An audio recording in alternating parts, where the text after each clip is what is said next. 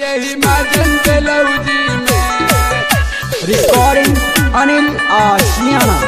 माजन बेलौजी में प्रजेश माजन बेलौजी में पहले जिला सीधी रहल अब बनल सिंगरौली यही माजन बेलौजी में लौजी में पहले जिला सीधी रहल अब बनल सिंगरौली यही माजन बेलौजी में कि हाय हाय माजन बेलौजी में के जिला बन गईल सिंगरौली यही माजन बेलौजी में यही माजन बेलौजी में लौजी में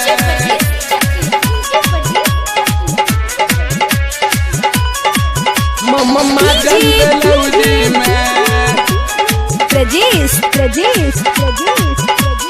माजन बेलौजी में विकास खंडे बढ़न हमार बा मौला भेद हजील हो के सारे पावर आके बधौरा चल दे शकील हो चल दे शकील हो चल दे शकील हो विकास खंडे बढ़न हमार बा मौला में तहसील हो ये सारे पावर आके बधौरा चल दे शकील हो बोल चाली ऐली गैली बोल चाली ऐली गैली ना सुधरी सिंगरौली यही माजन बेलौजी में कि हाय हाय माजन बेलौजी में के जिला बन गईल सिंगरौली यही माजन बेलौजी में यही माजन बेलौजी में लौजी में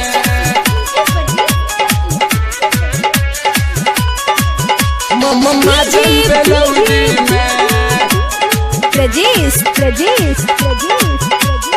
माजन बेलौजी में